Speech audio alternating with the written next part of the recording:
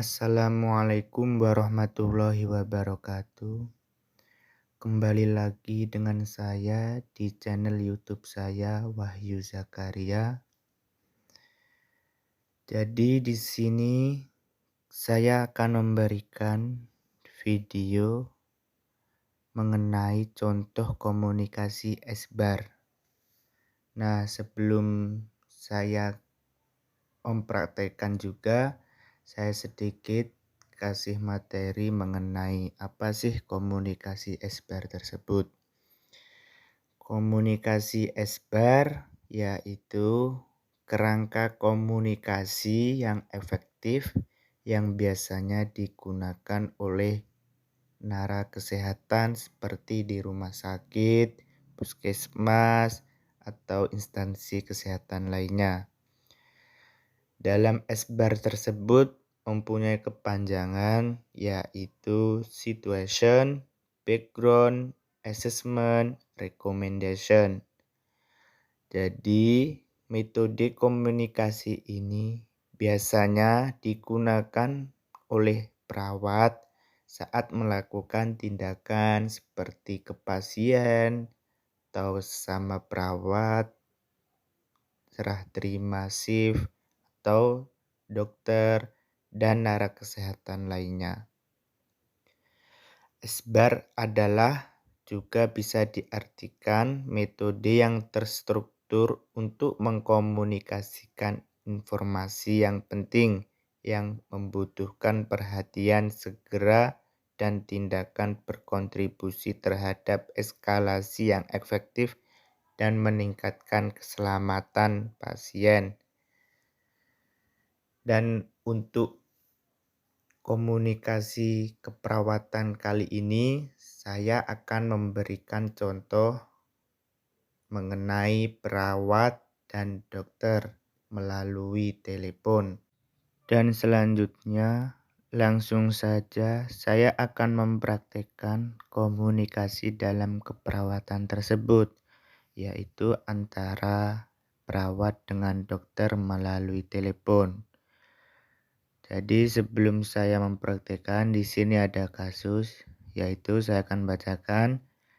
Pasien bernama AN, anak W, umur 7 tahun, datang diantar keluarganya ke Rumah Sakit Dr. Soebandi pada tanggal 27 Mei 2021 pukul 5 WIB.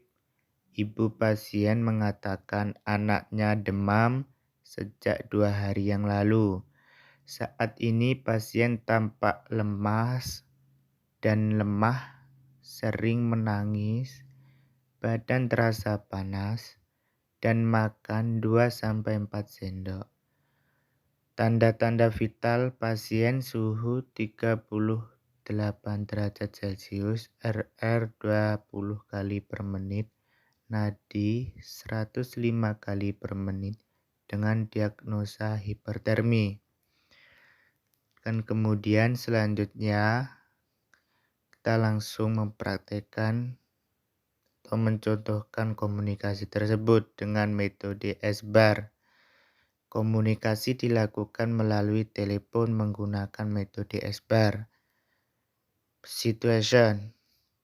Assalamualaikum, mohon maaf mengganggu waktunya. Apakah benar ini dengan Dr. Wahyu? Si dokter mengangkat teleponnya dan langsung menjawab, Waalaikumsalam, iya benar.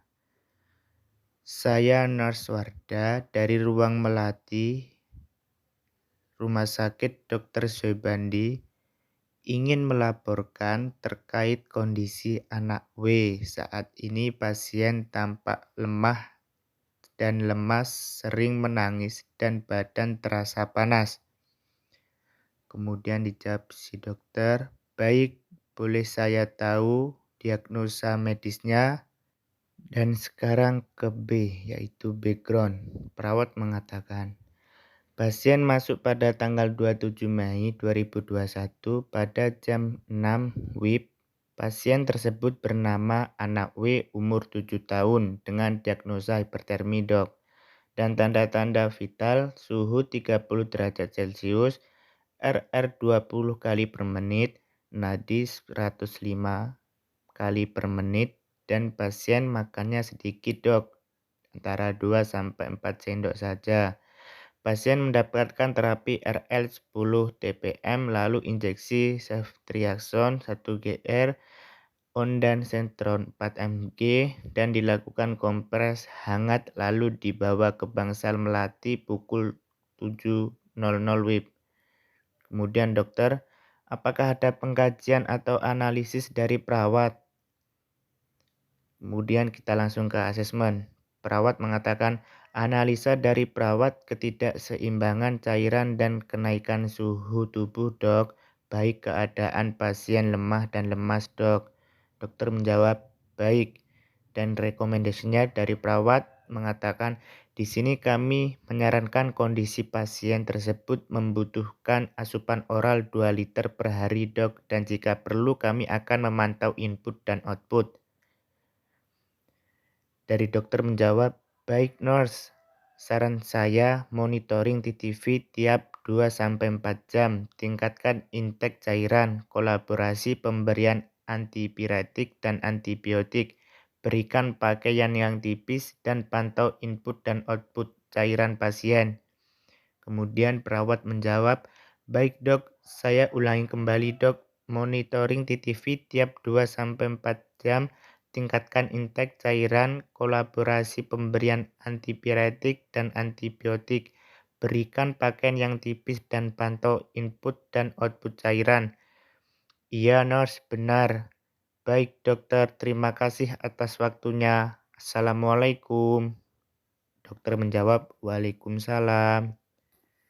Nah, jadi semacam itu contoh komunikasi yang efektif, metode SBAR, komunikasi keperawatan antar perawat dengan dokter.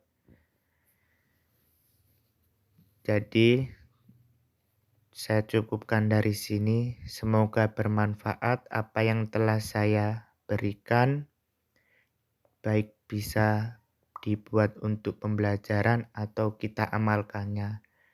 Dan jangan lupa subscribe, like, dan komen.